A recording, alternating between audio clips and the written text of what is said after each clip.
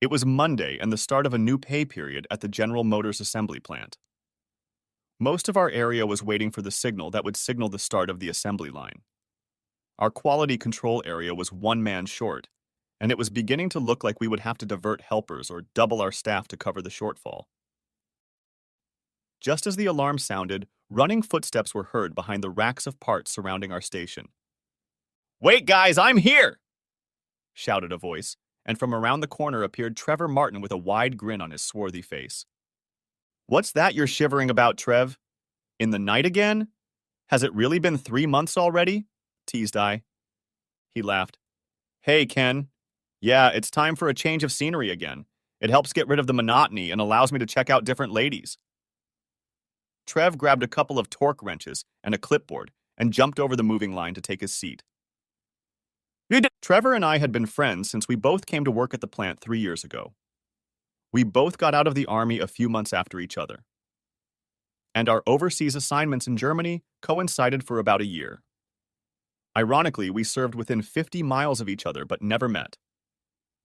I was a sergeant in an engineer sapper unit stationed in Schweinfurt, and he was a Spec 5-tracked vehicle mechanic stationed in Würzburg.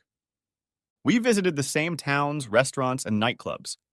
We both spent many miserable training periods in Grafenwehr and Hohenfels, suffering from cold and snow in winter, heat and mosquitoes in summer.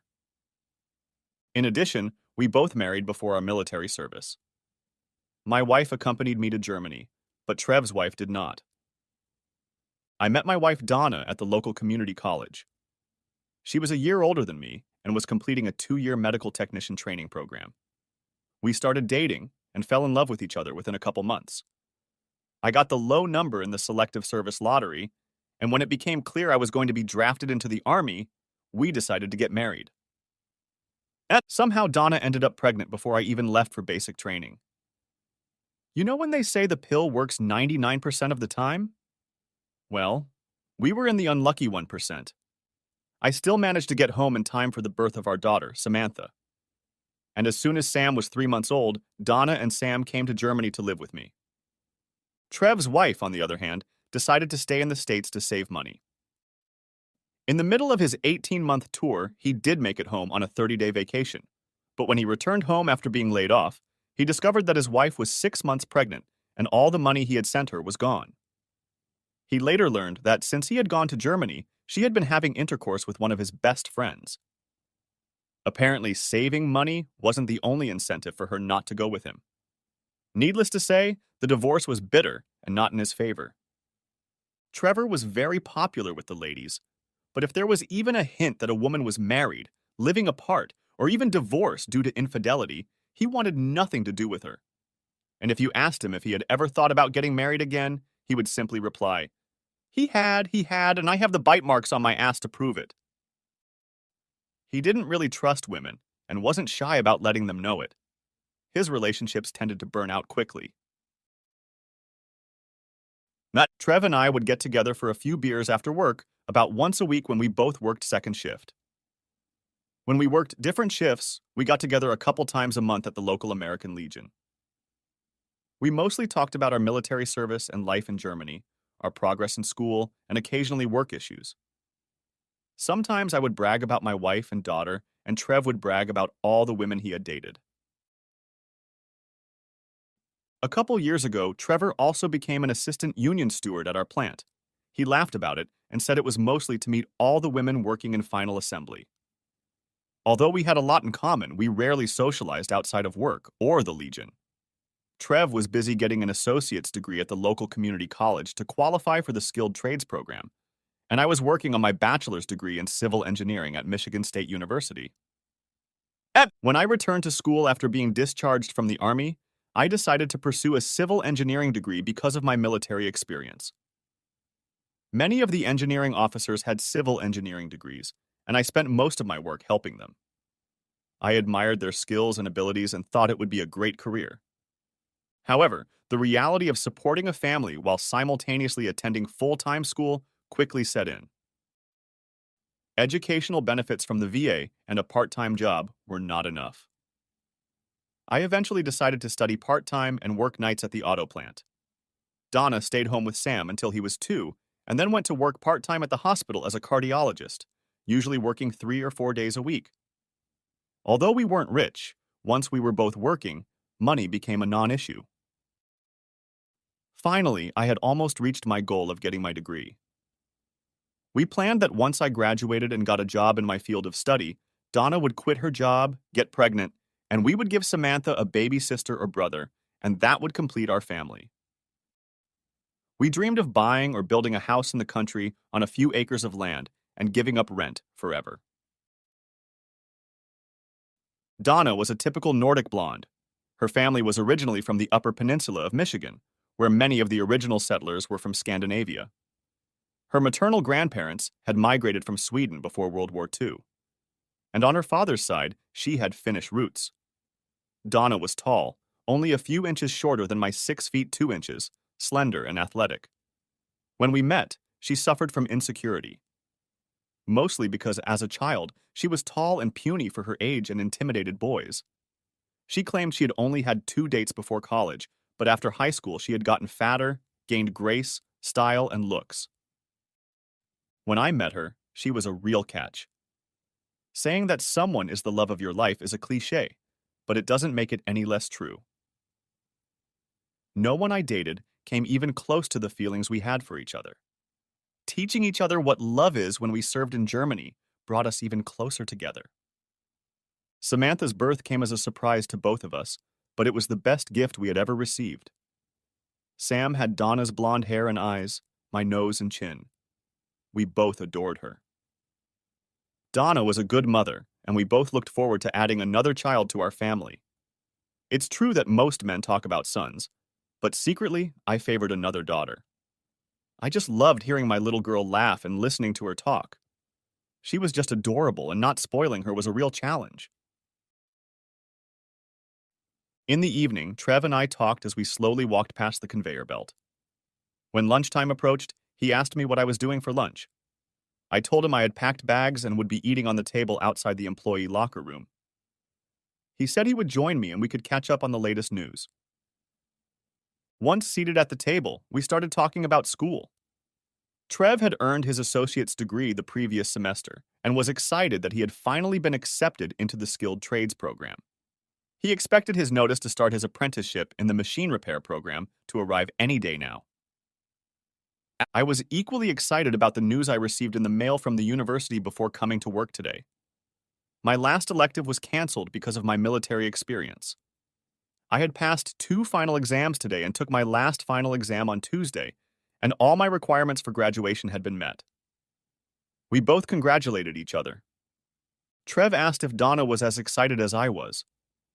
I replied that I hadn't told her yet, since she was at work when the letter arrived. I thought maybe I should wait until I knew I had passed my last exam and surprise her then. I told Trev that I had my resume and a list of all the architecture and engineering firms in the state and all the county road commissions ready to start sending them out. As is usually the case in conversations between guys, the topic turned to women. The last girl I knew Trev was dating had already left. They had broken up a couple months ago. Now he was dating a woman named Vicky who worked the first shift at the paint shop. He didn't know how long that would last, since he had switched to second shift, but he didn't seem to care too much. We talked a little bit about the other women who worked in the plant in different departments. Who was having affairs with whom, who was getting married, and who was getting divorced. After a while, Trev said carelessly, "Say, Ken, do you still have a picture of your wife hanging in your locker? I saw a woman a couple weeks ago who I swear looked exactly like that picture." I replied, "Sure, but the last picture you saw was at least a year old. I have some new ones now. Where do you think you saw her?" Trev hesitated for a moment, then said, "I don't remember, but I will. Do you mind if I look at your new pictures?" Like a lot of guys, I've always been proud to show off my family. There were several pictures hanging on my locker door. Right after New Year's Eve, we had new pictures taken for our church catalog. The company that made them took different poses and groupings, and you would pick a free photo you wanted to put in the catalog, and then they would sell you all the others you wanted. I had one of the 3 of us, one with Donna and Sam, one with Donna, and a few with Sam. Samantha had just turned 4 years old when these pictures were taken. Donna was wearing a burgundy v-neck sweater, her long blonde hair hanging loosely to her shoulders. The sweater looked great on her, and although you couldn't tell it from the photos, Donna had great legs. Samantha was almost an exact replica of her mother, with her blonde hair and pale complexion, and they had almost identical smiles on their faces. I looked pretty good myself, dressed in a dark sports jacket and an open collar shirt. My short dark brown hair and swarthy complexion made a definite contrast to Donna and Sam. Trev was admiring the pictures and making approving remarks about both of my girls. He seemed to study Donna's picture for several minutes and finally decided on something. Ken, do you mind if I take this picture of Donna? I want to show it to Vicky to see if she thinks it's the same woman I think we saw a couple weeks ago. I guess so, but I don't see what the mystery is, Trev. You can't even remember where you saw her, I said. I know, but Vicky can remember. I'll get her tomorrow or the day after tomorrow. About that time, the buzzer sounded signaling the end of the lunch break. We hurried back to our seats on the line, and I completely forgot about the picture. The next morning, I spent about 3 hours preparing for my last final exam and went to the university to get it over with. After that, I felt really good about myself. I was confident that I had done well and was looking forward to the results, which were due by the end of the week. I looked at my watch and saw that it was still early. I had a couple hours before I had to pick up Sam from daycare. Today was Donna's day off, and I thought it was a great time to unwind a little before going to work. For the past couple months, we have been short on mattresses. The assembly line worked overtime 3 to 4 days a week and usually 6 to 8 hours, 3 out of 4 Saturdays. The money was good, but it stressed us out. Plus, I was taking 3 classes this semester, which created a huge teaching load. Since she worked during the day and I worked at night, we only crossed paths for an hour during the week, which gave us no quality time. I know she resented my lack of attention, but every time we talked about it, she told me that she understood that we were doing this for our future and that it was almost over. It's true that for the past 5 or 6 weeks, Donna had been out of sorts. On weekends, she was testy, lethargic, and unresponsive to any of my suggestions, romantic or otherwise. As the week progressed, her condition would improve, and by Thursday or Friday, she would be her old self. This didn't do us much good, as it was the weekend that gave us the time and opportunity to recuperate and bond with each other. After a couple weeks, I finally brought it up with her and she only frowned and said she guessed that our schedules had finally gotten to her and she would get over it, but so far that hadn't happened. I decided to let it go and not push her until the semester was over. I walked through the door and called out, "Hello! I'm in the kitchen!" yelled Donna. I rounded the corner and Donna was standing at the sink making dinner. On the 1 or 2 days that she was free during the week, we tried to have dinner together before I had to go to work. We hoped that this routine would continue when I finally left the plant and worked the regular day shift. I approached her from behind. She twisted around and, without turning away from the sink, asked sternly, "What do you think you're doing?" "It's my last graduation. I don't have to study anymore, and I want to celebrate a little with my wife." "Is there anything wrong with that?" said I softly. She snorted. "I don't know what there is to celebrate. You've got another semester ahead of you, and you still have to work second shift, and I'm home alone with Sam almost every night. I'm not feeling amorous, so keep your hands to yourself." I stopped, stepped back, and looked at her. "Donna, what is this attitude you've been getting the last month or two? What's gotten into you?" Without turning around, she replied, "Not a damn thing." "Donna, turn around and look at me," I said, and took her hand and turned her to face me. She turned around and said, "What?" Her eyes looked into mine and then slid to the side. For the first time, I felt uneasy. This wasn't like her. "I know it's been hard, Donna, but we're nearing the end. I miss you and Sam terribly during the week, but it will be worth it in the end. Just hang in there. Please," begged I pleaded. Donna just stared out the window with an inexpressive face. Finally, she muttered, Sure, sure, Ken. I'm going to go pick up Sam from daycare. Will you finish that? Without waiting for an answer, she wiped her hands on a towel and left. I leaned on the counter and shook my head in bewilderment. What the hell? This was so out of character for Donna that I was completely stunned. I considered telling her I'd graduated high school to see if that would improve her mood, but then decided, screw it. Better to wait for her to get out of this on her own, whatever it was. After dinner, I had a chance to play with Sam for a while.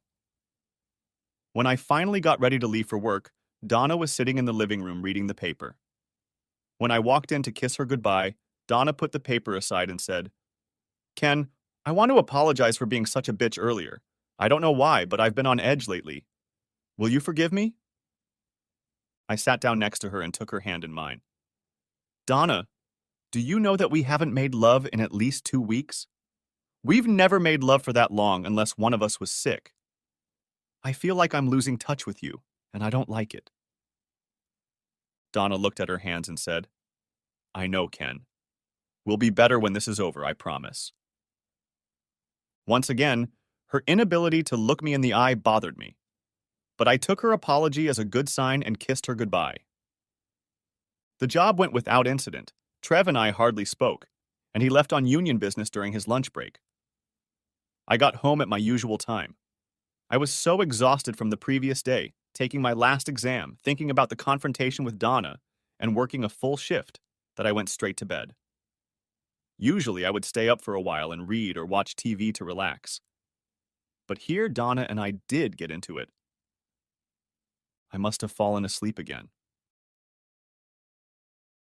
The next thing I remember was the alarm clock ringing. Since I was out of class, it was my turn to get Sam up and ready for school. She and I ate breakfast together, and then we cuddled and watched cartoons for a while, after which I finally got her dressed and ran to school. It was nice to finally have a whole day to myself before I had to go to work. I pulled out my resume, made one entry on it, finally updating my graduation date, and retyped it. I was so confident that I had passed the exam that I decided to run into Kinko's and make 100 copies of my resume and cover letter. I sat down at the kitchen table and began stuffing and mailing envelopes to engineering firms that interested me. Donna and I conferred, and since both of our parents lived nearby, we decided to try to stay in the state, which still left over 100 possibilities. As soon as my degree was verified, I would mail my applications. As I worked, my thoughts were occupied with the recent changes in Donna's behavior. I guess last night's fight must have been the trigger. But we'd had fights before, some worse than this, and I'd never gotten this kind of reaction. I was completely at a loss trying to explain it. Finally, I finished and put the box of envelopes under the bed. I was still hoping to surprise Donna with the news that school was over as soon as I confirmed the successful completion of my exams. Later that evening, the three of us had dinner before I left for work. Donna was in a playful mood for the first time in a long time and teased me about being tired from our morning classes. Sam chatted about what her friends were doing at daycare. Just sitting here, the three of us together, gave me a warm feeling. I looked forward to doing this every day. And I got to work a few minutes early and started the usual prep work. Trev came over to us and we chatted for a few minutes. He seemed to be in a somber mood, and I joked to him about having to burn the candle at both ends. He just smiled and asked if I had any plans for after work. He thought we could get together and have a beer. I thought that was a good idea, and we headed to our posts as the line started up. The line ran nonstop for 8 hours that night, so we got to Gino's Bar and Grill around 11:45. Gino's locked the doors at 2 in the morning, but if you were one of his regulars, he'd let you stay until 4. We always tipped the bartenders well for the privilege. We took a free table and grabbed a couple beers each. It was a drinker's bar, so there was a jukebox playing quietly in the corner, and the hum of conversation echoing through the room. Trev reached into his pocket, pulled out the picture of Donna I'd given him, and held it out to me across the table. With a strained expression on his face, Trev said to me, "Ken, I need to talk to you about this." I laughed and said, "That's okay, Trev. I don't mind you keeping her for a couple days. A serious Trev said, No, Ken. What I meant was that I wasn't being truthful about where I thought I saw Donna, but I wanted to show her picture to Vicky to make sure I wasn't wrong. Okay, so what's the deal? Trev cleared his throat, took a sip of beer, and set the bottle aside. Last Friday night, Vicky and I went clubbing with Tony Williams and his girlfriend Vanessa. You remember Tony, don't you? Yeah, sure. You guys went to high school together. He worked here in final assembly and then transferred to the third plant a year ago. That's him. Anyway, we saw Donna that night at the club.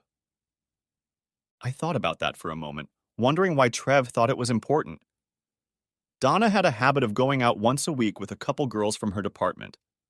I never judged her for wanting to go out every once in a while, after all. I'd been working second shift for over 3 years now. They usually went out to dinner, and sometimes I knew they'd stop by a nightclub for a couple drinks. Donna hired a babysitter for Sam, but she was always home and asleep before I got home from work. Okay, I know Donna sometimes goes out with her girlfriends during the week. What's the big deal? Trev hesitated for a moment and then said, Ken, it was at Black and Tan. I felt my face turn red and my stomach rumble as it dawned on me what he was talking about. The Black and Tan nightclub was on the dark side of town, along the riverfront. The police were called in at least once a week to clear up disturbances. The city council tried several times to revoke the liquor license because of all the trouble, but the nightclub's lawyers managed to fend them off. Even despite such notoriety, Black and Tan remained one of the most popular nightclubs between Detroit and Grand Rapids for many years. As what Trev had just said ran through my head, I shook my head from side to side. No, Trev, you must be wrong. There's no way Donna would go there. Trev looked at me sympathetically. Ken, you couldn't mistake Donna in that crowd. Besides, I showed her picture to Tony this morning. He recognized her too. She was there with another white chick, long brown hair, skinny. My head was spinning. She couldn't have been there. But I knew Trevor wouldn't lie to me. He'd never lied before, and he had no reason to lie now.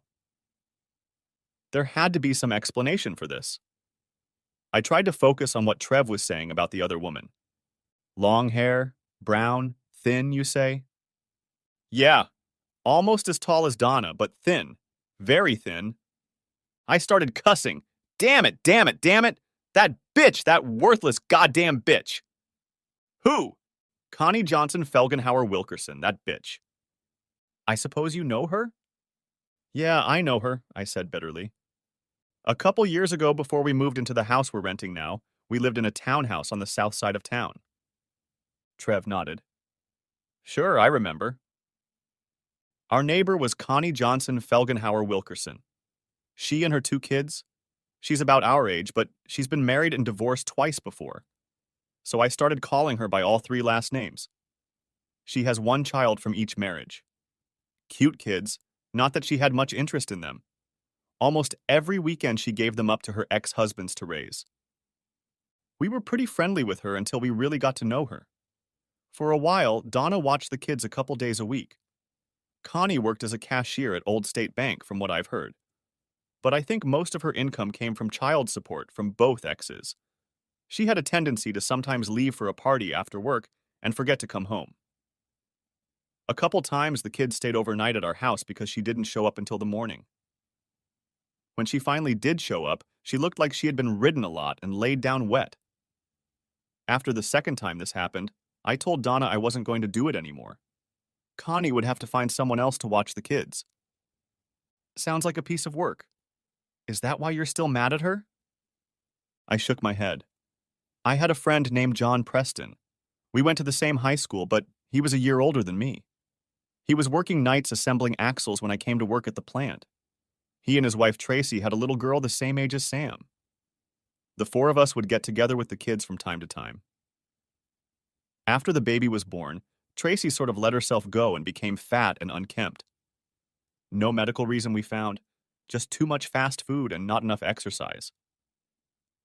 John and her fought about it all the time. One day, John came over to our house while Connie was visiting. I introduced them. A week later, I was coming home from work around 2 a.m., and John's pickup truck was parked in front of her house. Another week went by, and John left his wife Tracy and moved in with Connie. He told me he was in love with her and wanted to marry her. I thought he was crazy and told him so. Not a month later, John left work early one day, came home and found Connie in bed with another man. They had a big fight, and Connie kicked John out. His wife, of course, filed for divorce and broke it off in court. John only sees his little girl 2 weekends a month and can barely afford a studio apartment to live in. Neither John nor Tracy has spoken to us since the divorce was finalized. Damn, that's pretty nasty, Ken. Yeah, shortly after it happened, we moved into the house we rent now. I never spoke to Connie again. So how did she get back into the picture? I said angrily.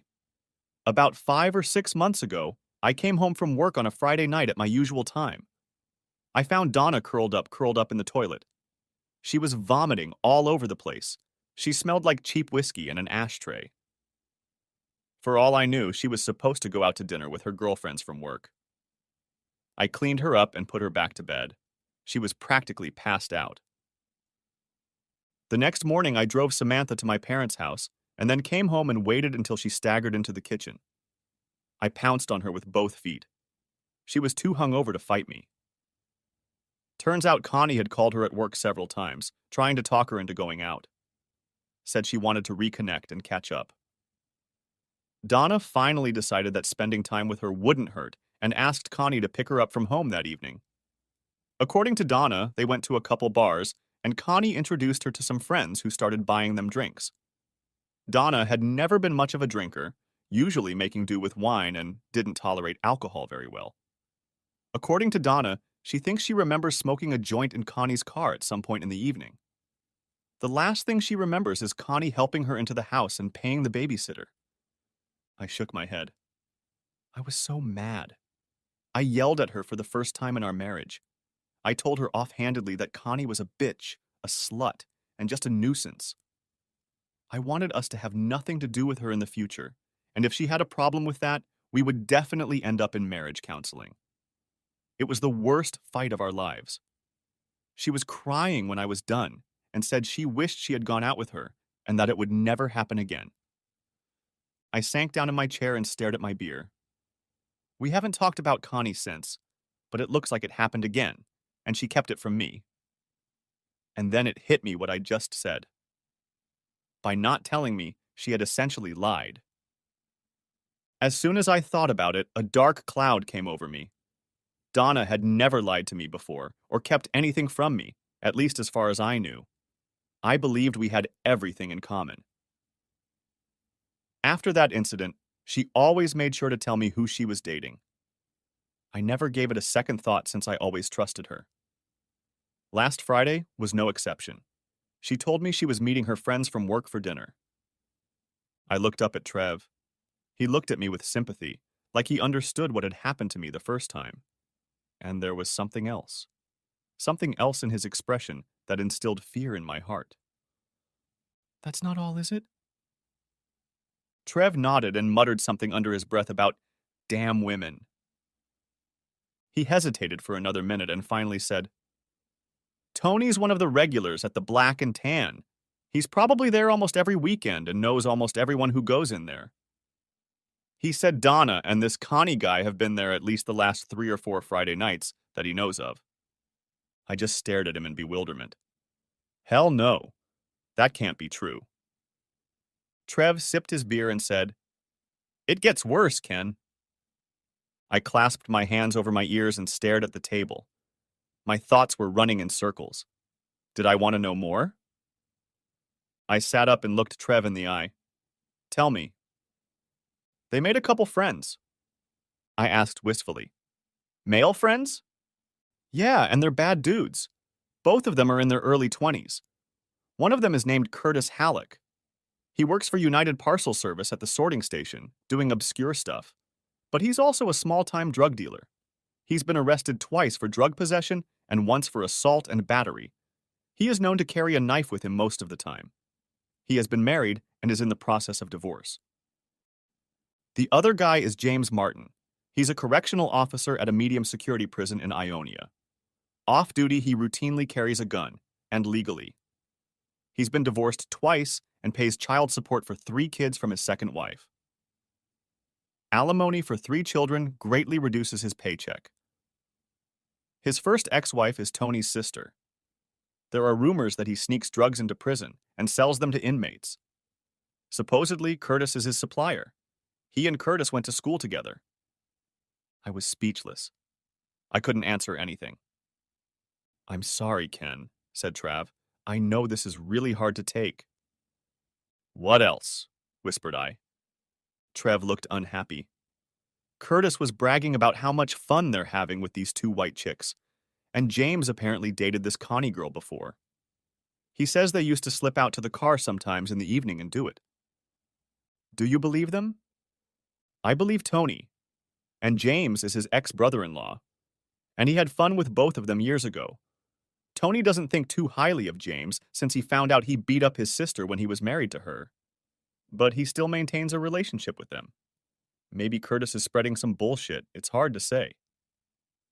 But you think there's something to it? Trev looked me in the eye. Ken, they were acting very friendly Friday night when we saw them at the club. I'm sorry. Suddenly, tears came to my eyes, and I got up and went to the bathroom. I sat down in the stall, covered my face with my hands, and really cried. After a while, I got up, washed my face in the sink, and stared at myself in the mirror.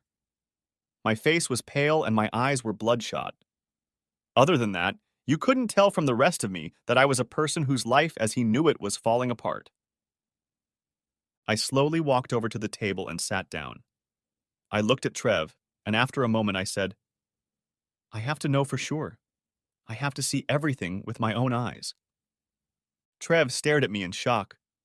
That's not a good idea, Ken. You know what kind of shit can happen out there. It doesn't matter. I have to know. I have to know. Are you going to help me or not? Trev just shook his head. Shit, Ken. You know how I feel about women who cheat on their husbands. For several minutes we sat in silence, both of us immersed in thought.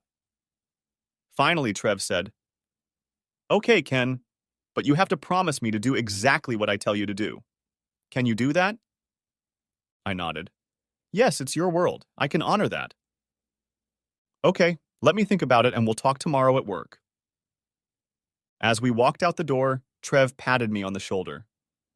Stay calm, Ken. I know it's hard, but you can't let her see how you feel.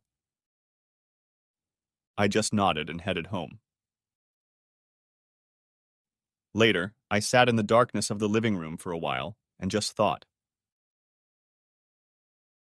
Eventually, I got up and wandered around the house. I walked into Sam's room and looked at her, curled up with a plush dog tucked under her chin. I kissed her cheek and stroked her hair, saddened by the change I suspected was about to happen. I made my way to our bedroom and looked at the sleeping Donna. Her blonde hair, spread across the pillow, glistened in the light from the doorway. I looked at that face I knew so well and wondered how she could have done what I suspected her of. I felt my love change, turning into something cold and bitter, wanting to scream at her and beat her to a pulp. I grabbed a pillow from the bed and slowly closed the door. I collapsed onto the couch, covered myself with a blanket, and stared into the darkness. The next moment, I realized someone was shaking me. Donna said, Wake up, Ken! What are you doing here? I mumbled something in response. She said impatiently, I have to get ready for work. Go to bed and don't forget to take Sam to daycare. I stumbled back to the bedroom, slid under the covers, and fell asleep instantly. Later, as I got up on my alarm clock, I pondered the days ahead, trying to suppress the feelings that threatened to turn into rage. I decided I needed to spend some time with Sam. I picked her up and we had breakfast. I asked her if she wanted to stay home with me today and maybe go to the zoo. She got excited and started telling me about all the animals. I gave her a hug and said, Then that's exactly what we're going to do today. She asked, Is Mommy coming too? I replied, No, honey, Mommy has to work today. She got sad for a minute and said, Well, we can tell Mommy all about it when she gets home, right? I laughed and replied, "Yes, honey, you can tell Mommy about everything when she gets home." We spent a wonderful day together. It was a beautiful, sunny spring day, and we walked around the zoo holding hands and watching all the animals. When she got tired, I carried her on my shoulders, and she giggled the whole time. Afterwards, I took her to McDonald's for her favorite food. By the time we got home, Sam was exhausted and fell asleep on the couch watching her cartoons. I busied myself with making dinner, trying to take my mind off of everything that had happened the night before. By the time Donna walked in the door, dinner was ready and Sam was awake. She jumped into Donna's arms as she came in and said, "Guess what, Mommy? Daddy took me to the zoo today, and we had McDonald's and everything." Donna looked at me, then at Sam and said, "Wow, honey, that's great. That sounds like fun. I wish I could go." As we sat down at the table to eat, Donna said to me as if by the way, "You could wait until the weekend and then we could all go together." I looked at her calmly. "Donna, if you remember, the last few weekends you wanted to do nothing but sleep, watch TV, and not worry about anything." Donna's face went pale, then red. She turned away from me and didn't say anything back. She turned to Sam to listen to him talk about the funny things the monkeys were doing. I thought to myself, to think what a bitch. A little while later, as we were finishing dinner, I decided to give her a little tug on her chain. I said, "I haven't heard you talk much about Josie or Mary from work. What have they been up to lately?" Donna looked at me with the corner of her eye. I'm sure she was wondering why I was asking this now, since I'd never asked before. Nonchalantly, she replied, "They're doing about the same thing. In fact, we're planning to have dinner together tomorrow night." "And where do you plan to have dinner?" "We haven't decided yet. Why do you want to know that?" "No reason. Just wondering what places you went to." Donna listed the names of about half a dozen restaurants around town, mostly modestly priced places with a bar but no entertainment. "Looks like you girls have had your time here. Well, I've got to get to work." I got up from the table and kissed her and Sam goodbye. As I left, Donna was still looking at me suspiciously. I waited for the line to start, and Trev, as usual, rushed in at the last minute and got the usual whipping from the rest of the section. As he walked by, he said we'd talk at lunch. I just nodded, and we started our shift. After eating, we were standing outside the building with the smokers when Trev said, "I still don't think that's a good idea, Ken." I stubbornly replied, "I need to know for sure. If it's true, some heavy shit is probably going to happen. There can't be any mistake." "Sounds like you've given this a lot of thought." I nodded soberly and looked at him. "If it's true, it's something I can't live with." He sighed. "Okay, here's what I want you to do. Tomorrow, call and meet me in the parking lot at Gino's at 8. I'll drive us to Black and Tan in my car, and no bar drinks while you're waiting. I need you sober, understand?" "Got it." He looked at me. "Good thing your complexion is darker than your wife's. Don't shave tomorrow. The stubble will darken your face even more. Do you have dark clothes? I don't want you to stand out, the darker the better. And wear dark glasses. I don't care if it's nighttime. Half the bandits wear sunglasses anyway." I nodded again.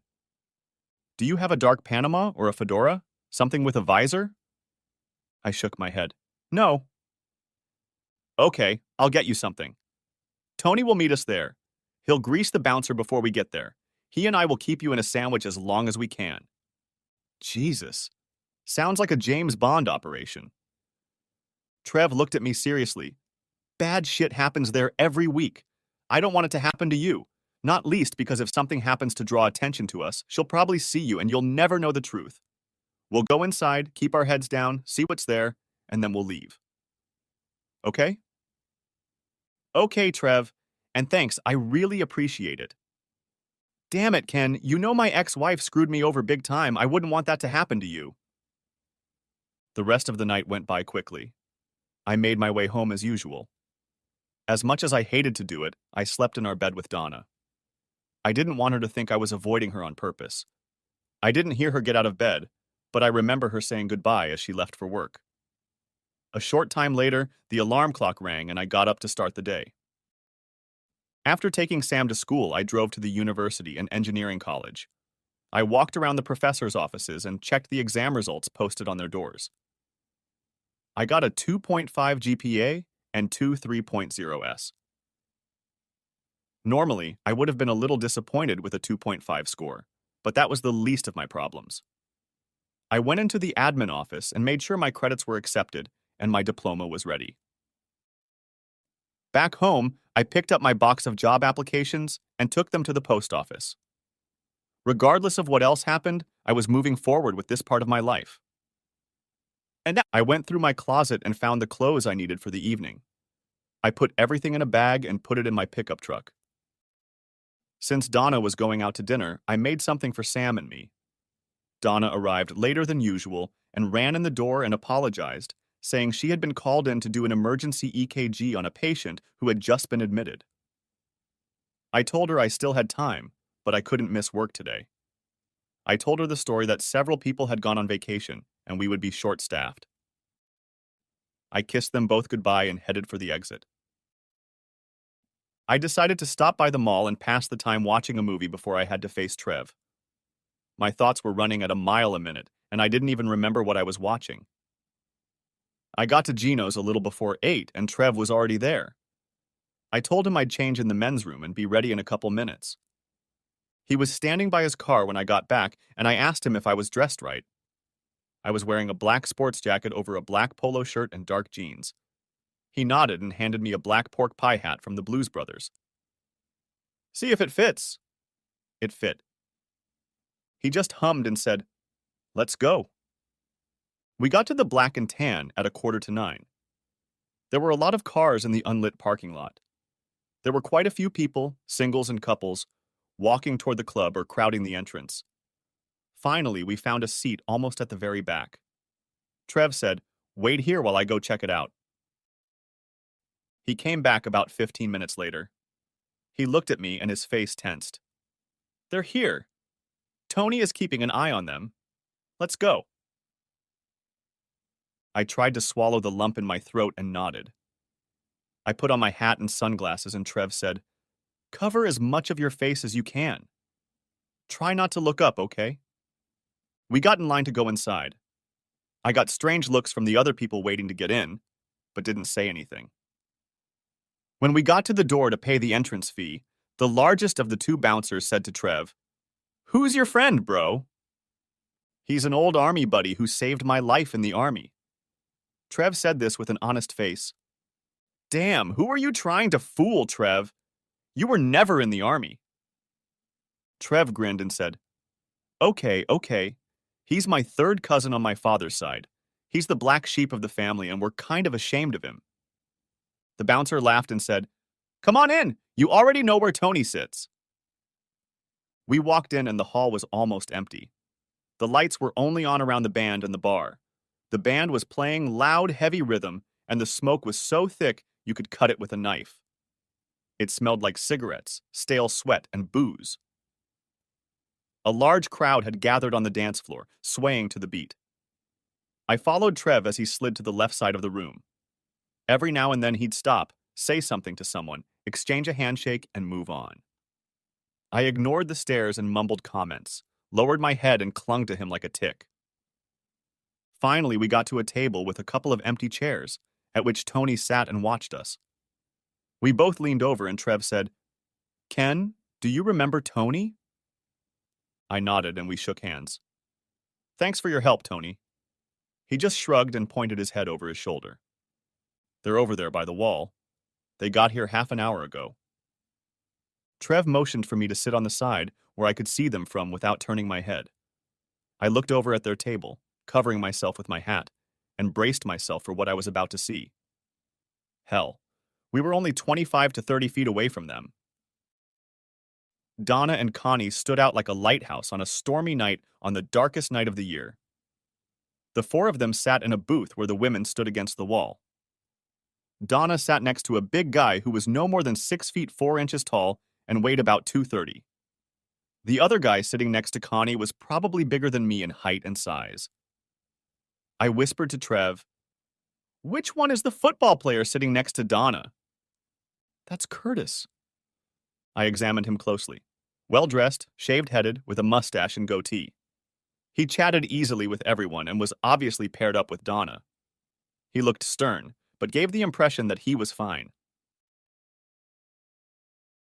A waitress came over and took our drink orders. I couldn't take my eyes off my wife.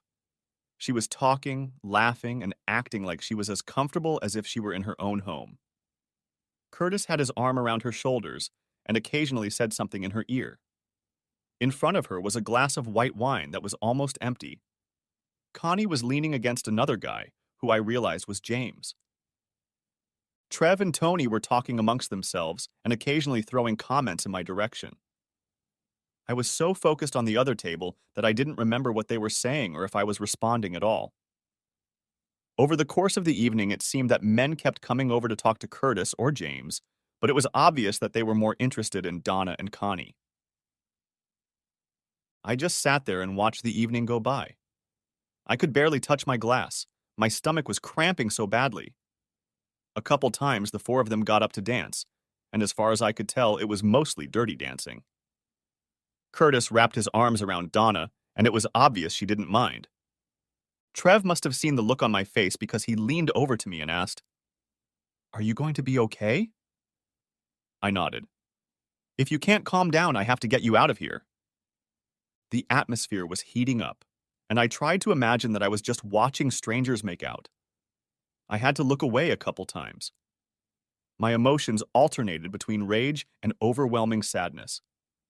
I kept getting tears in my eyes as I realized the enormity of what was happening. Finally, James said something to Curtis, and he and Connie got up and walked toward the door. After about an hour, James and Connie returned to the table. Connie's face was flushed, and they both had a satisfied expression on their faces. Curtis pulled his hand out from under the table and said something to them, and they all laughed. Donna sat up and looked around as if she didn't realize where she was. Curtis said something to James and stood up. He held out his hand to Donna and helped her out of the stall. The two of them walked along the edge of the dance floor toward the door. Donna clutched into his arm, and almost every eye in the room followed them. Trev leaned over to Tony and I. "This is where we need to leave from, okay?" I nodded, and the three of us stood up and walked towards the door. I followed Trev and Tony followed me. The fresh air hit me like a hammer when we reached the door.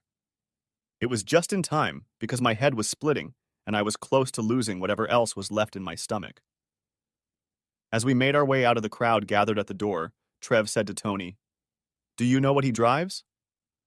Tony nodded.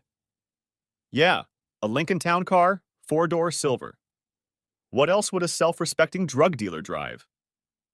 He usually parks in the last row in the back parking lot."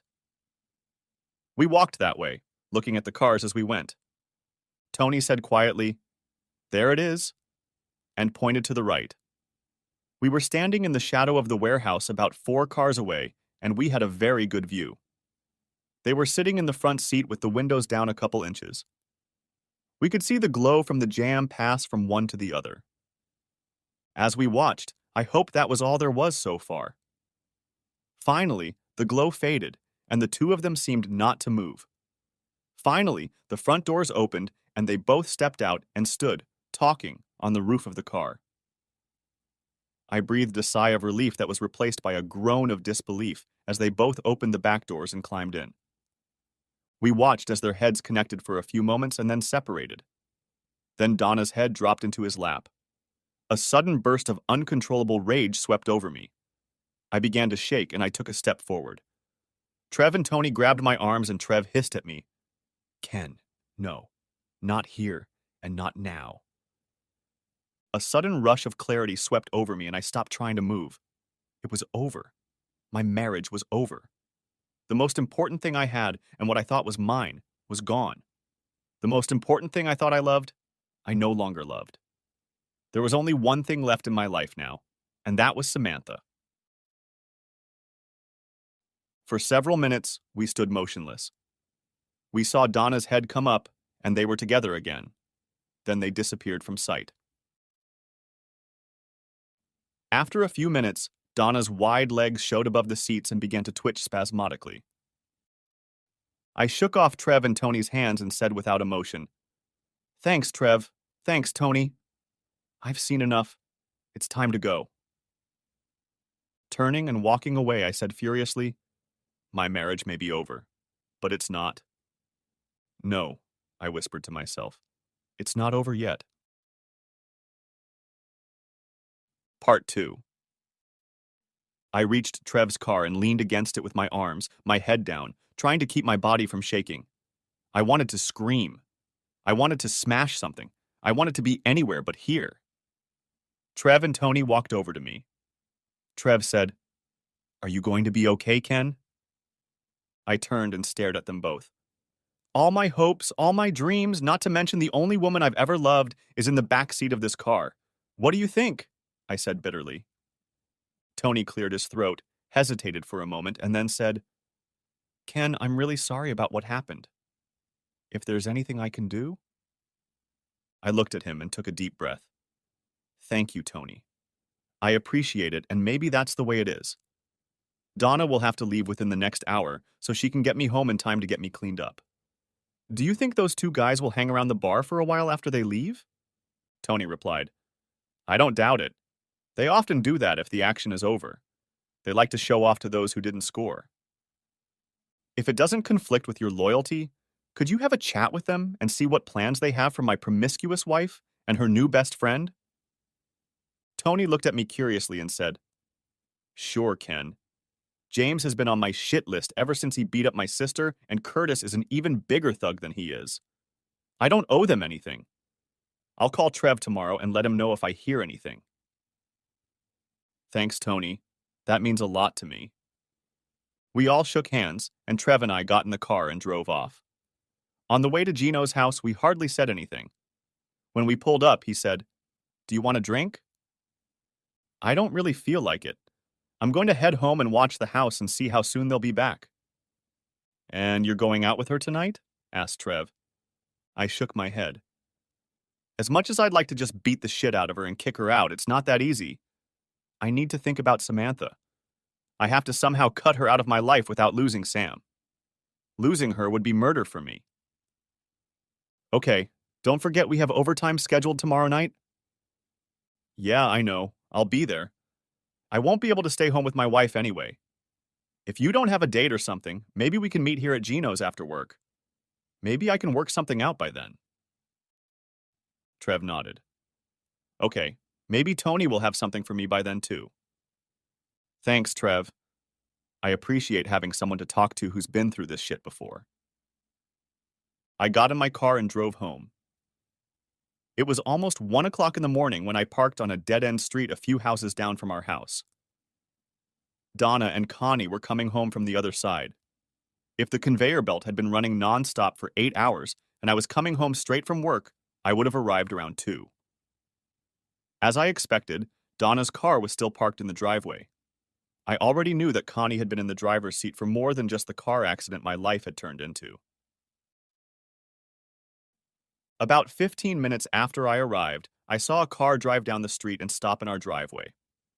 I saw Connie and Donna get out of the car and walk up the steps. I was too far away to see how well oriented they were, but they got to the door and went right in.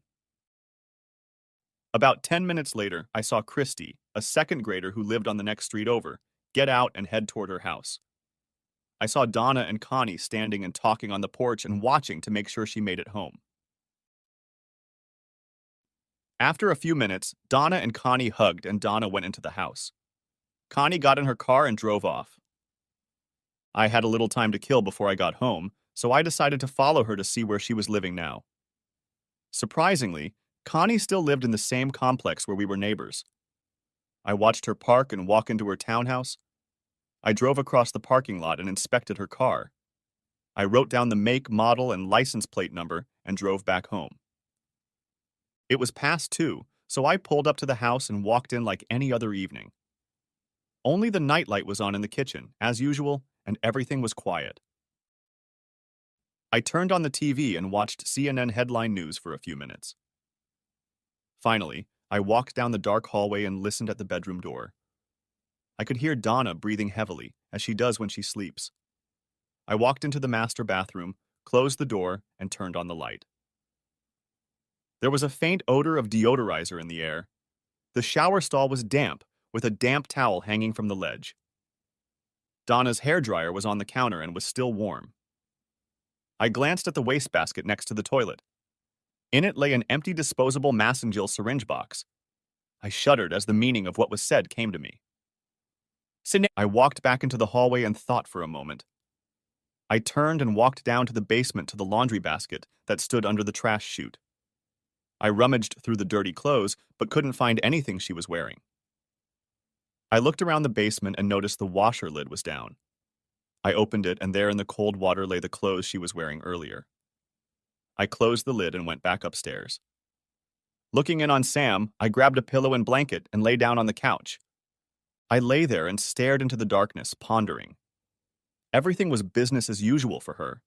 Going to a party and having fun. Getting home before her husband got home from work. Put clothes in the washing machine and soak them to get rid of the nasty odor. Take a shower, wash your hair, and even blow dry it. And don't forget to spritz to get rid of the last traces and keep you fresh for the whole next day. Then go to bed before he arrives to avoid talking about what you did that evening. This is pretty easy to do with a few glasses of wine and a couple of rides in the back seat of the Lincoln Town car. I swore I would never cry over her or our marriage again. She had killed it, heartlessly, repeatedly, and deliberately. My future no longer included her. I was angry, furious, and one step away from murderous rage. I knew I couldn't go for it. I had to be calm and in control of myself to get through this. I had to think about Samantha. I couldn't let Donna affect her. That was my last thought before I fell asleep. I woke up around 8 when Sam was reaching for my face. Daddy, your face is all scratched up. Why are you sleeping here?" I smiled sleepily at her. "Good morning, Samantha. Are you ready for breakfast?" She looked up at me, cuddling her stuffed puppy, and nodded. "Will you eat with me?" "Sure, sweetie." I got up, Sam ate breakfast, and I turned on some cartoons for her. I went back to the bedroom to use the bathroom. Donna was sound asleep, and I didn't expect her to stay up and awake for several more hours.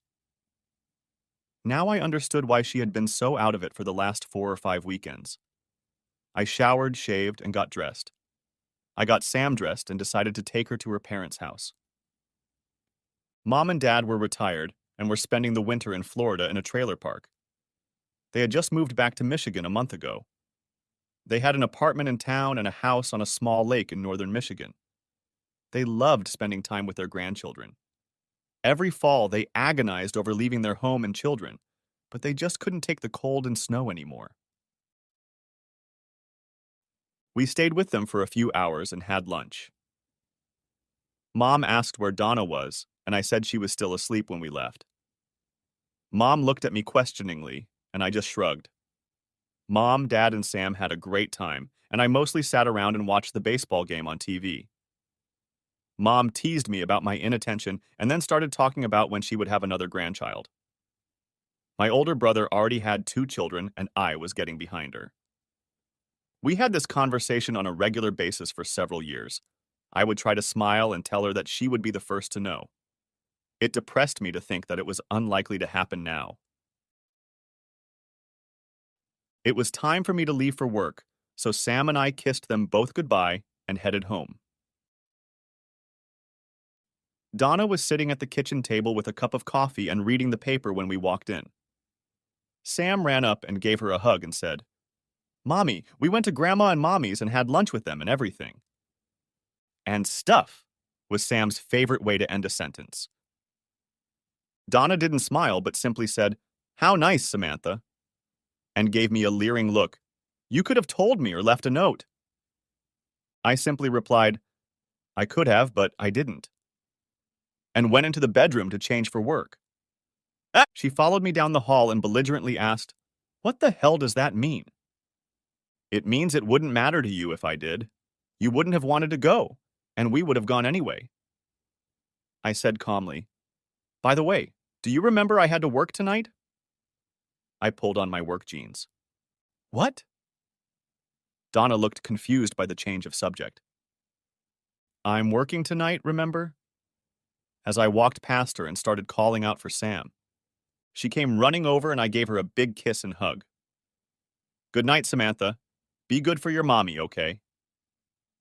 Sam nodded and smiled, and I emphatically ignored Donna. I turned, walked to the door, and looked back at them both. "I'll see you in the morning," and closed the door. The look on Donna's face was a mixture of anger, frustration, and maybe some anxiety. Whenever I left for work, I always made sure to kiss her goodbye. Now that was a thing of the past. As I was getting ready for my shift, Trev walked by and asked, "How'd it go last night?" I just shrugged and replied, "About as well as I expected. I'll tell you about it at dinner." "Good. I have some news from Tony, too." Later, as we sat at the table and ate, I told him about how the evening had gone and what I had learned about how she was working on her cover. I also told him about the changes in Donna's behavior over the past couple of months that I couldn't explain before. Just talking about it made me furious again. Trev looked at me sympathetically. When shit like that happens, you can never believe that the person you thought you loved more than anything in the world could have done what they did to you. He shrugged. Tony called me this afternoon. He hung out with the guys at the bar until just before closing. According to him, he bragged about entertaining those two women. Tony said the conversation went on from there. Anyway, before they left, James set up a date with Connie for the following Friday. Apparently, that's what they did. James makes a date with Connie. Connie convinces Donna to go with her. Donna goes out with Curtis. Connie and Donna both hook up, and maybe Donna doesn't feel guilty because she wasn't the one who initiated it. He shrugged. Who knows? But this time they took it even further. James told Connie they were going to get a room at the Red Roof Inn near the Forest Road exit on US 123. I wanted to see if Donna would go for it. I think Connie just laughed and said no problem. So they planned to meet at Black and Tan at the usual time. And when it gets hot, move the party to the hotel. No matter how they do it, it's Donna's damn fault. Our marriage is over and she ruined it, I stated firmly. Trev thought for a moment.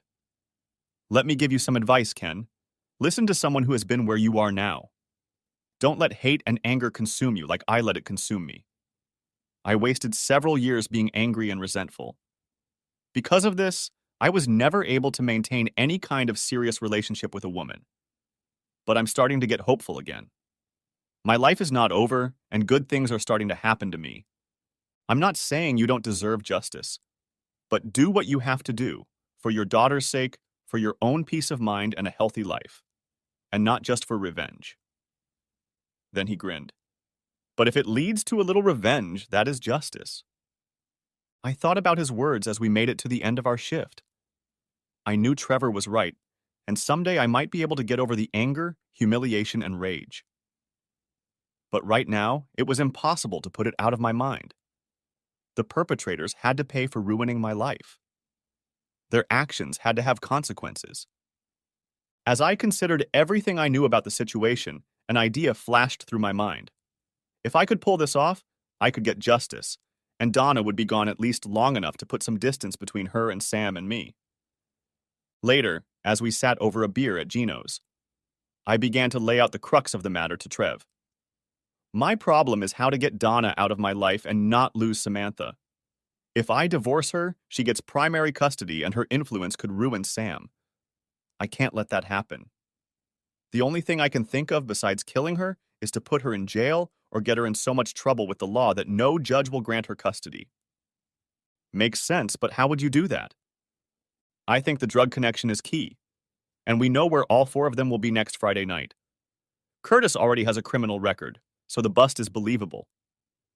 If I can figure out how to arrest Donna and her friends in a way that draws maximum attention, then Donna won't stand a chance of getting custody when I file for divorce. I started sketching out a plan, asking Trev to help me fill in the blanks and find holes or inconsistencies. The best scenario I could come up with was to organize a raid on Friday night when they would all be at the Red Roof Inn. The Tri-County Drug Task Force had a hotline to gather information. I could use it to get the police involved. In order for the arrest to result in serious felony charges, I needed to plant the drugs in such quantities that it was obvious they were not just for personal use. I had to plant them in any car parked outside the hotel. If Donna and Connie were following past practice, it would be Connie's car. If neither woman drove a car, it had to be Curtis's car. I would then call the hotline and initiate an arrest. The biggest risk to me was not getting caught in the drop-off and somehow not being tainted by the subsequent investigation. And time would be of the essence. So what do you think, Trev? That's pretty ambitious, Ken. Do you really want to go that far? He said slowly. I don't think there's any other way. And I want them to burn, Trev, I said adamantly. Okay, I'll play along.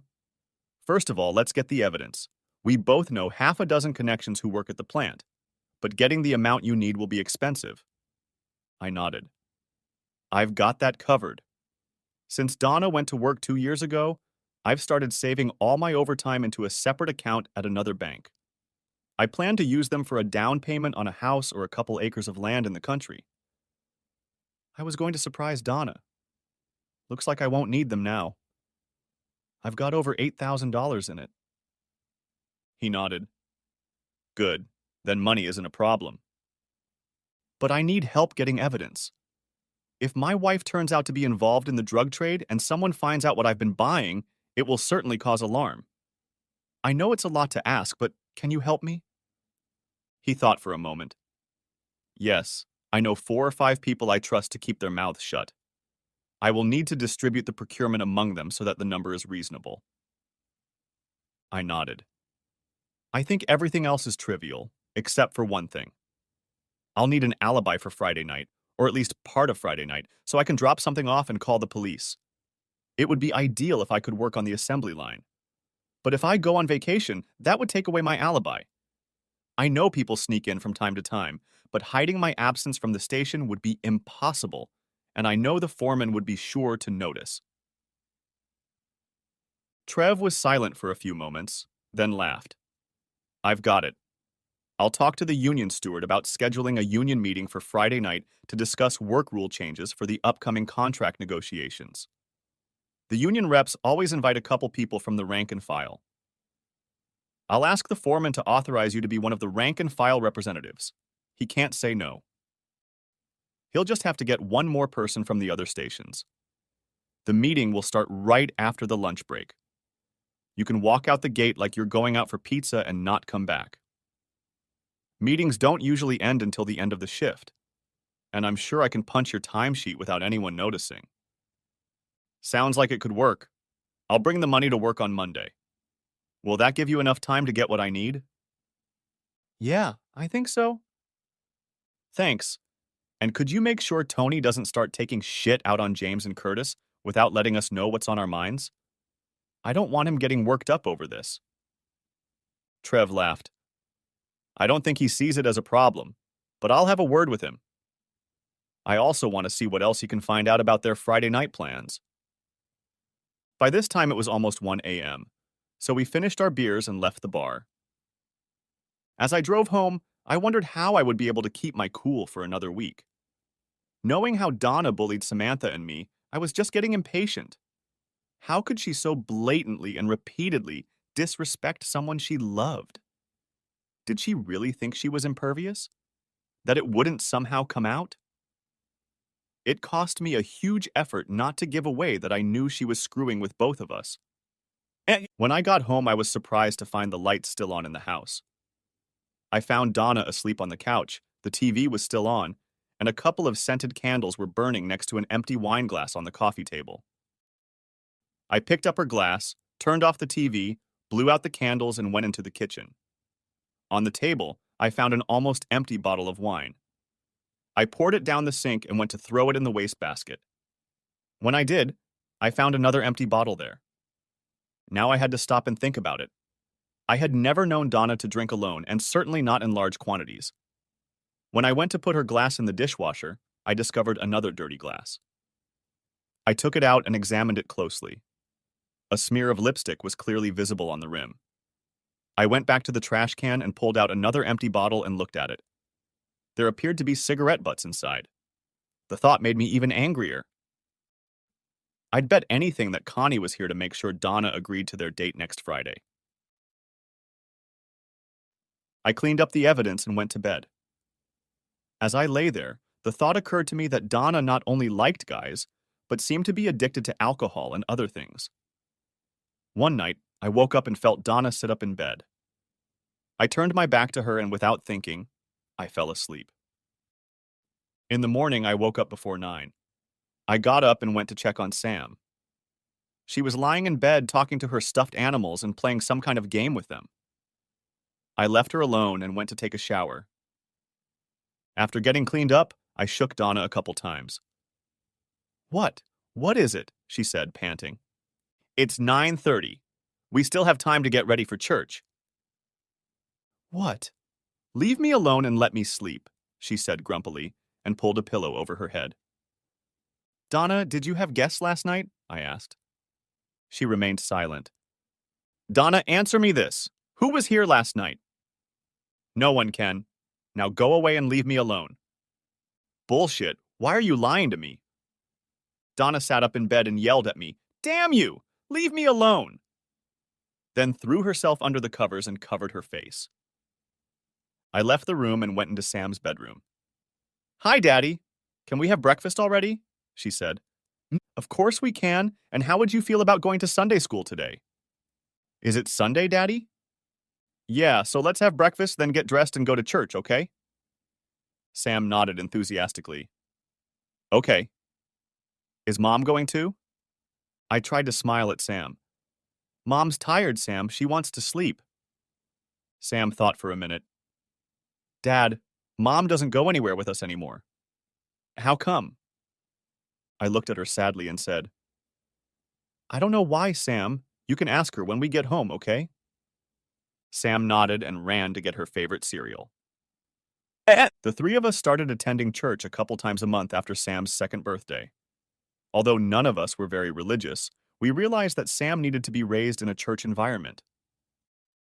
We found a Methodist church nearby that we liked, and it became our church, although we couldn't go there more often than we did. And since I worked nights, it minimized our attendance at any other social activities. And Donna didn't seem to want to participate in them without me. But Sam really enjoyed going to Sunday school, Bible study, and playing with his friends.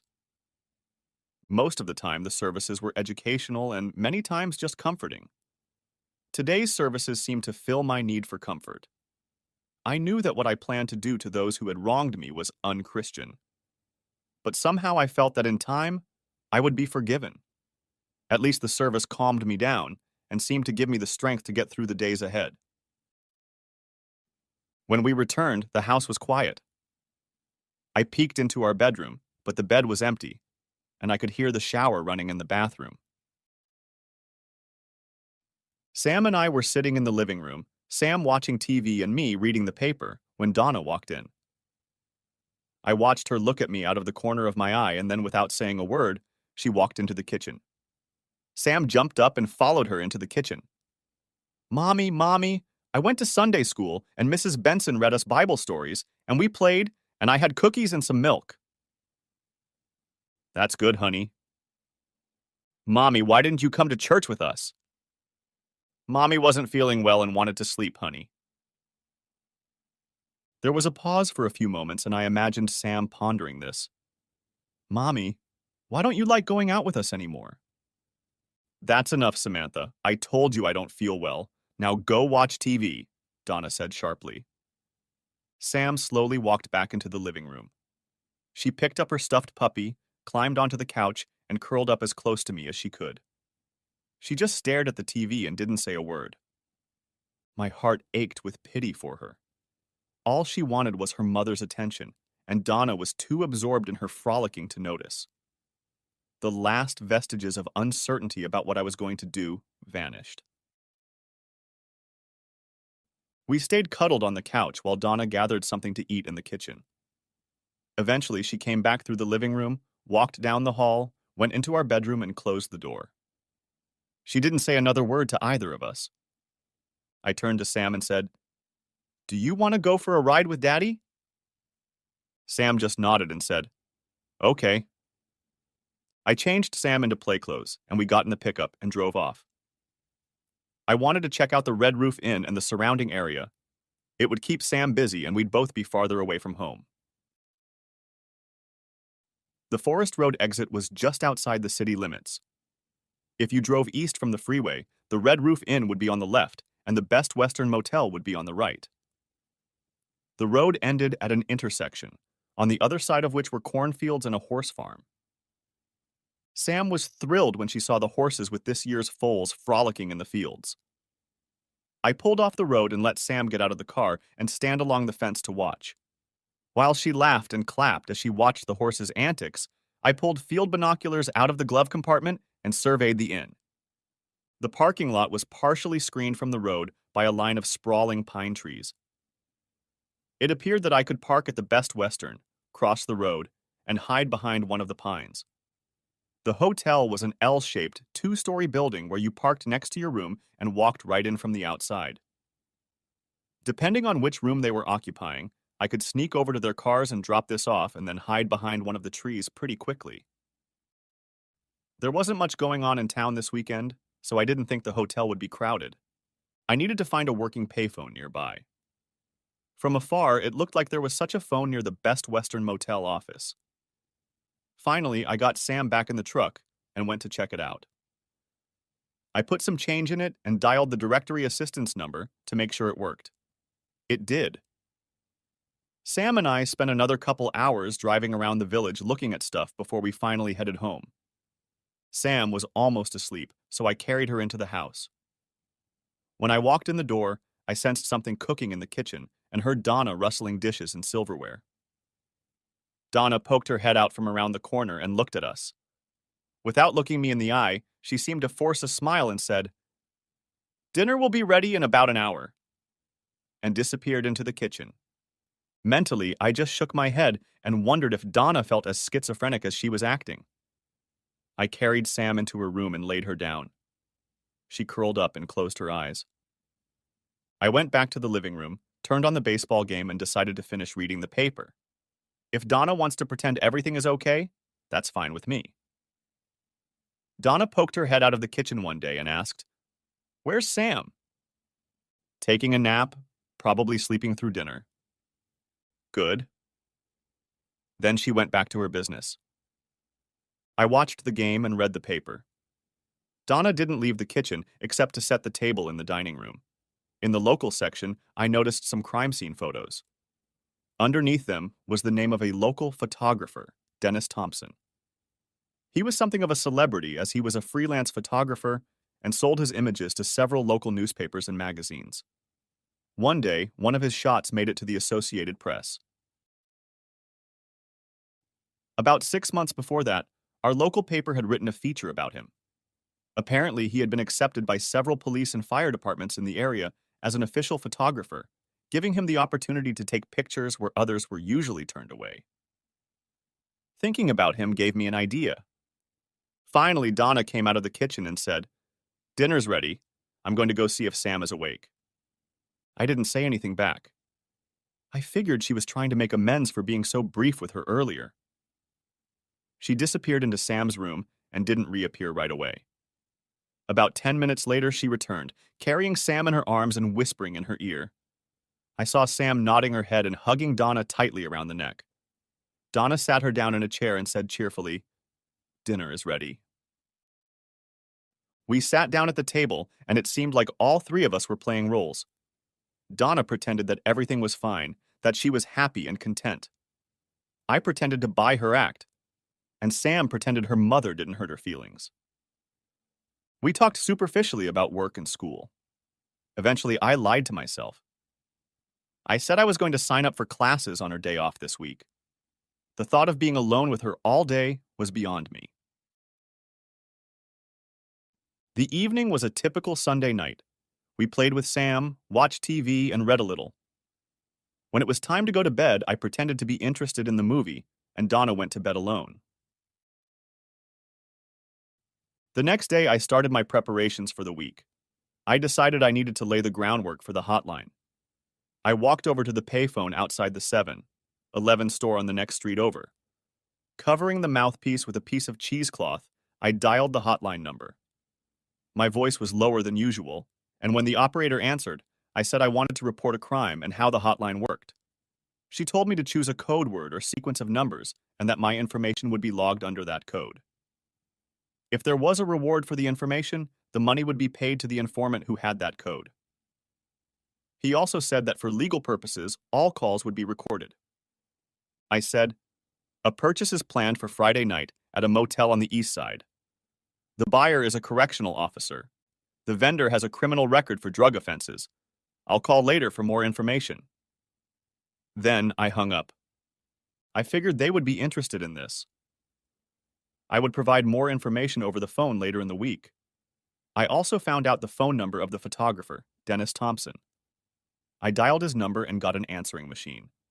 The message I left read, I have information that there will be a drug bust operation organized by the Tri-County Task Force at a motel on the east side on Friday night. If you're interested, I'll call you back at 4 o'clock today for more details. Later, at the appointed time, I called him back from our home phone and disguised my voice again. I left a message about the drug bust Friday night, I said. Yes, I got your message. I contacted Tri-County and they said they didn't have anything ready. I'll give them more information later. The buyer is an employee of the state correctional prison. I hear he sells drugs inside the prison to inmates. If the case pans out, you can get some pictures and a story. And what's your name? Nice try, but I prefer to remain anonymous. Okay. If the information checks out, I might be interested. Nah. I'll call you back at the end of the week and give you details as they become available. I'll be calling this number. I then hung up. As usual, I showed up for work. During lunch, Trev and I met and exchanged notes. I told him about Saturday night and how I thought Connie was there to set Donna up on their date Friday night. I also gave Trev $3,000 in cash. I also told him about my calls to the hotline and the photographer. He laughed when I told him about Dennis Thompson. Those guys are like pit bulls. You get them on a story and they won't let up. That's the thing. I want as much light to fall on Donna and friends as possible. I'm sure the correctional officer story will generate interest. Oh yeah, nothing like corruption and drugs for a good story. I nodded. Maybe I can do something about that too before Friday. Is $3,000 enough to get what we need? More than enough. I also talked to Tony last night. He told me not to worry about him. He won't lose sleep over what happens to Curtis and James. He also told me he knows where Curtis hangs out after work a couple days a week. It's the Airport Tavern near the UPS warehouse. He said he drives by there almost every day, and if he sees Curtis's car parked in the lot, he stops by to see what he's up to. Okay, thanks for everything, Trev. Tuesday was Donna's day off. I left about the time she got out of bed and told her I was going to the university to register. Instead, I drove to a suburb of Detroit where I knew there were a couple stores. I bought a couple packs of cigarette paper and a roach clip. I got home in time to pick up Sam from preschool and have dinner before I left for work.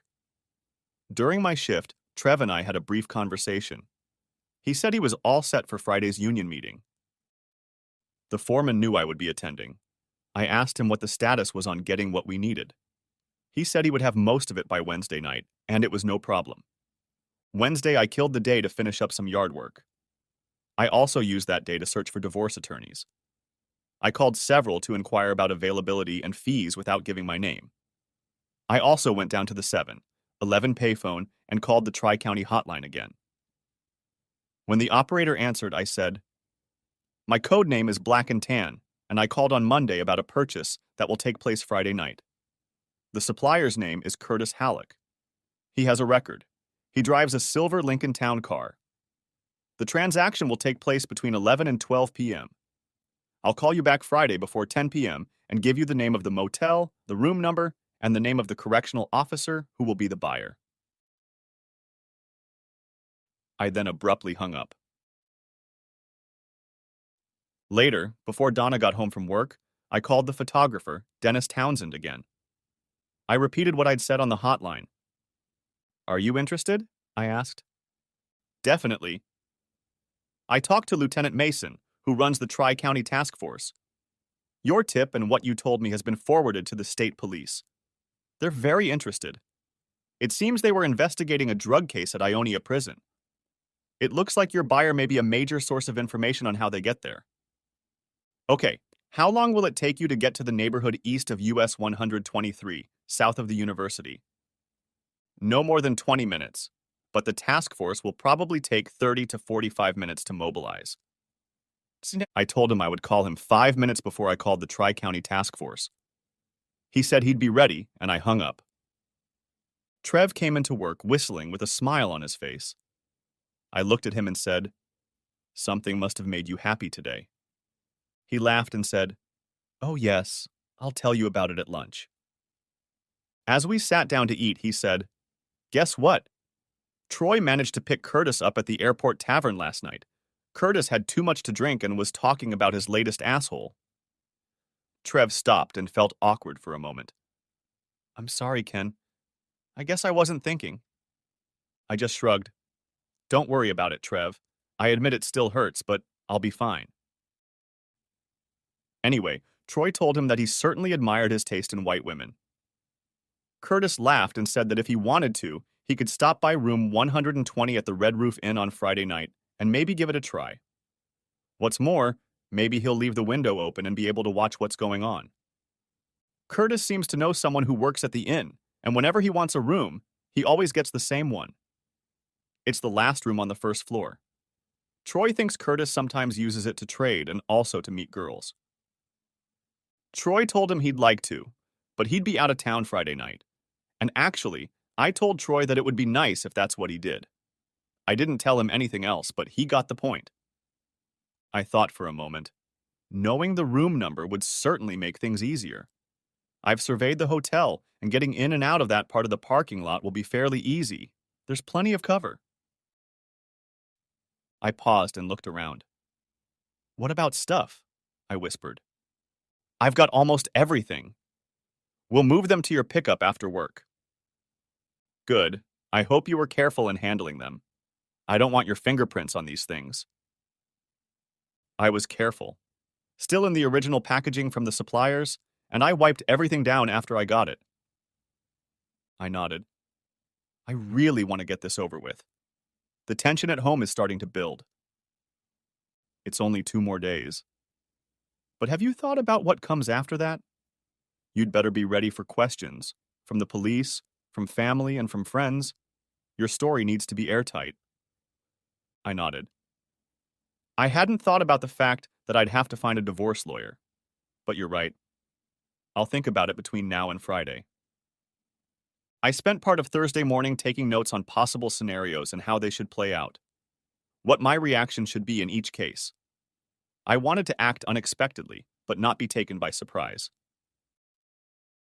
In the evening after work, I discussed them with Trev, listened to his suggestions, and included the ones I felt were appropriate for my personality and situation. I also made a list of everything I needed for Friday night and the sequence of things I needed to accomplish. The last few days at home have been routine, but stressful. I made no effort to kiss Donna goodbye or greet her as we usually did. If she cornered me, I didn't try to avoid her, but I didn't show any enthusiasm either. Donna didn't give me any signals that she wanted to make love at any time, and I didn't show any initiative either. Our conversations were brief and superficial. From time to time, I thought I noticed a puzzled expression on her face, as if she was trying to figure out what was wrong. Donna went to work every day and Sam went to preschool.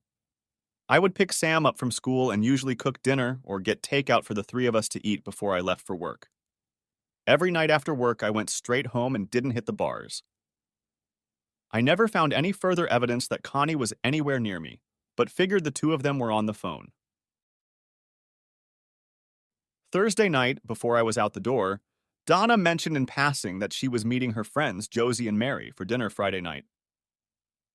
I just nodded and left for work. Friday finally came, and I got up early and started getting ready as soon as Donna and Sam left. I went through a drawer of hospital stuff that Donna had collected over the last couple years. I put on a pair of surgical gloves from the box she had, and also set aside a pair of gloves for tonight. She had several bags with the hospital logo on them that she gave out to all of her staff. Donna used one of them every day to carry her work shoes and purse to work. I picked out an old used bag and cleaned out the trash she had left in it. Among the trash, I found some receipts from the hospital cafeteria and purposely left a couple of them at the bottom of the bag. I retrieved a bag of drugs from the basement where I had stashed them. I also put an envelope in the bag with $500 in hundreds, 50s, and 20s. After tightly rolling and folding the bag, I tucked it into my backpack and put it behind my seat in the pickup truck. As an added zest, I prepared a couple of small packets to put in the inside compartment at the bottom of Donna's purse, which I knew she never used. Then I transferred the sachets into a larger bag and stashed it in my briefcase. I spent the rest of the day cleaning the house. I scrubbed every surface that might have touched the bag. I dusted the furniture, swept the carpets, and mopped the floors. I collected the dust bag from the vacuum cleaner, the surgical gloves I wore, and the baggie. I bagged everything, took it all to the 7-Eleven store on the next block, and threw it in the trash. Then I changed my clothes, took a shower, and washed everything I was wearing. I couldn't be too careful. When the time came, I went and picked up Sam from daycare. I sat down and played with her and tried to relax a little. I couldn't shake the guilt I felt for what she was going through. I knew it would be hard for her to lose her mother. I hoped and prayed that I could fill the void in her life. I made it to dinner and Donna got home on time. When she retired to her bedroom to change, it only took me a minute to open her purse, open her briefcase, and transfer the bags to the zippered compartment. Dinner went without incident. Donna and Sam were still sitting at the table talking when I started out the door. I stopped for a moment to look at the two of them, knowing that this might be the last time I would see them together in any kind of happy, carefree environment. I resigned myself to the fact that one of us would likely end up in jail before this night was over. For a moment, I regretted that it was Donna who had dropped everything, and not me, and without another word, I turned and walked out the door. Trev and I arrived at work about 15 minutes early. I told him about my arrangements, and he thought for a moment and said, "You might want to think about one thing. At some point, someone is going to realize they've been set up, and will try to figure out exactly who." Yeah, I know. And sooner or later, Donna will start thinking about who had access to her purse. It'll probably come down to Connie or me. But I'm hoping that by the time it does, Sam and I will have moved to a new place to live, and the divorce and custody will be settled. If it comes down to her word against mine, who do you think they'll believe? As planned, we worked through lunch. Then Trev walked me to the parking lot. I carried my backpack into his car and we exchanged keys. As a parting gift, he handed me a Slim Jim from the foreman's office. It seemed like every week, several people locked themselves in their cars, so most foremen kept these handy tools in their offices. We shook hands, and I said with more confidence than I felt, "I'll see you at Gino's around 2." Trev only nodded, and I left. It only took me 20 minutes to get to the Best Western Hotel across the street from the hotel. I parked in a dark corner where field binoculars could make out the wing of the building between the trees that housed room 120. 2 cars were parked at the end of the building, Curtis's town car and a blue Trans Am that I knew belonged to Connie. I looked at my watch. It was already 9:30. I thought to myself that they'd certainly wasted no time getting here from Black and Tan. I put on my surgical gloves, got my backpack out of the trunk, and put it on.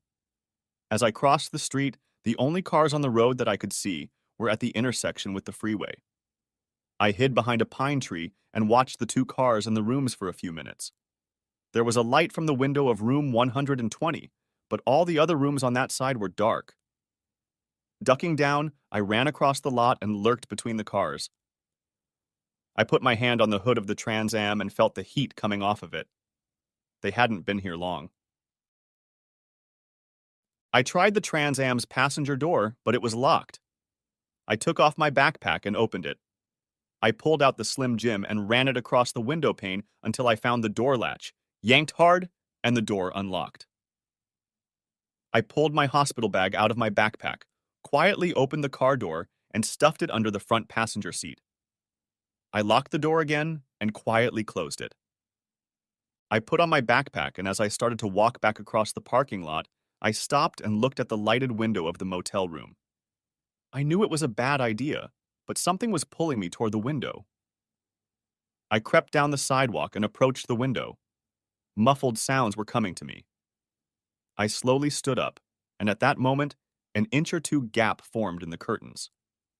Whether it was unintentional or Curtis thought Troy was going to show up, I don't know. In the dim light and through the haze of smoke, I made out Donna and Curtis on the nearest bed 5 feet from the window. On the other bed were James and Connie. Stunned, I turned around, slowly lowered myself to the floor with my back against the wall, and covered my eyes with my hands. I was stunned. Nothing I had imagined could have prepared me for this. In a daze, I stood up and staggered across the parking lot, crossed the road, and walked over to Trev's car. I turned around and looked back at room 120. I cursed myself for looking out that window. I would never forget that scene every time I remembered the woman I once loved. If I could have destroyed that building and everyone in it at that moment, I would have. I took a couple deep breaths and remembered what I needed to do next. I turned away and walked towards the Best Western office and the payphone outside. I put some change down and dialed the photographer's phone number.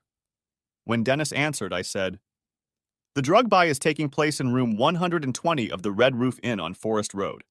The supplier is Curtis Halleck. He drives a silver Lincoln Town car.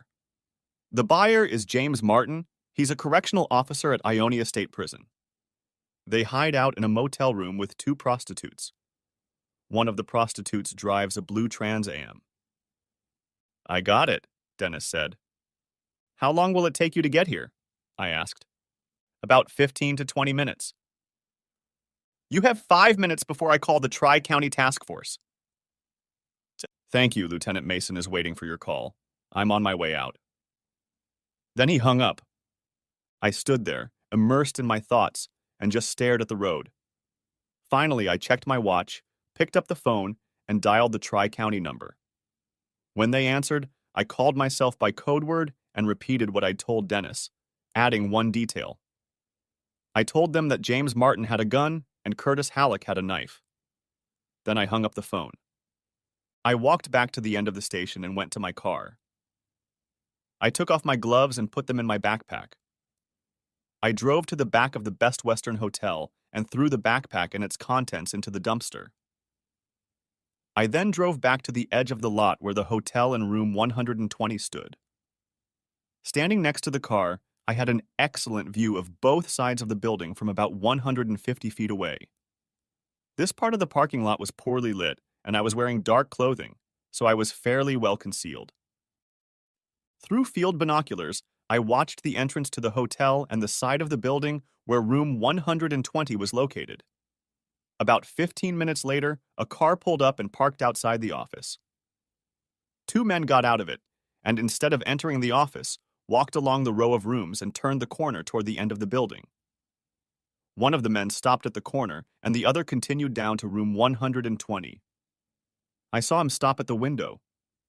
For several minutes he did not move from his seat, and I figured he was watching what was going on. He had something in his hand that I took to be a camera. He turned and walked on. They spent a few minutes hugging, then walked back to their car and waited. About 30 minutes later, 6 unmarked cars drove down the road and turned off their headlights as they turned into the parking lot. About a dozen men in some kind of dark windbreakers got out. You could make out the words "police" on their backs. I saw one officer walk into the office, and several others opened the trunks of their cars and pulled out some equipment. Two sheriff's cars drove silently down Forest Road and took up positions at each end of the block. The two men I had originally observed approached one of the officers and pointed to the end of the building. I decided it was probably Dennis Thompson. About 6 officers headed toward the end of the building, followed by the photographer. 2 other officers headed toward the back of the building, and 2 more took up positions at the entrance to the parking lot. The 6 officers rounded the corner of the building and approached a window. One of the officers peered through the window and pointed the others toward the door. 2 officers with pistols at the ready took up positions on either side of the door, and 2 officers who were carrying something between them took up positions in front of the door. The photographer seemed to have taken up a position directly behind them. Even from my seat, I could hear someone yell, "Police!" At the same time, the 2 officers in front of the door swung what must have been an iron battering ram at the door, which swung open with a loud crack.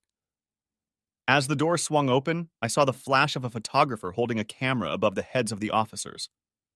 All 4 officers piled into the room, accompanied by yelling and screaming. I heard someone or something hit the wall, and then everything went quiet. I could see the camera flashes continuing from inside the room. The shouting changed to cursing and yelling, and I heard a faint cry.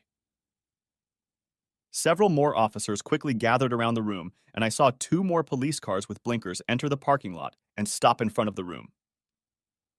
Several female police officers got out of their cars and entered the room. Several more officers began to look around the town car and Trans Am with flashlights. After a couple more minutes, 2 officers pulled Curtis out of the room with his hands cuffed together. His head was down. They put him in the car and drove away. James was led out the same way, only he was walking on his own. He looked shocked and stunned. They put him in another car and drove him away. 2 more police cars and a pickup truck labeled K9 Unit pulled up. More officers entered the room. One of the officers came out with keys and opened the doors and trunks of the cars. Several officers began going through the contents of both cars. Finally, Donna and Connie were led out of the room in handcuffs, each accompanied by a female officer. They were allowed to dress, but it was obvious from their disheveled appearance that their clothes had just been thrown on them. I watched Donna carefully through my glasses as she stumbled across the threshold, supported by the officer. I could see her clearly. I had never seen such an expression of horror and helplessness on anyone's face as she had now. Tears and grimace streamed down her cheeks. She blinked often in the light, and I could see her chin and body trembling as she tried to hold back what I assumed were sobs. As much as I thought Donna and the others deserved it, for a minute I hated myself for doing this to her. Then I remembered the scene in the motel room and the way she'd treated Samantha and me, and the guilt dissipated. I watched as the 2 of them were shoved into the patrol car and watched through field binoculars as it slowly pulled out of the parking lot and down the road. Dazed with horror, I lowered the binoculars and watched in silence as the police strobe lights disappeared into the distance. I thought sadly about how uncertain my future had become. If you want a sequel to this story, give this video a like and write about it in the comments. The second part will be released 12 hours after this video is published.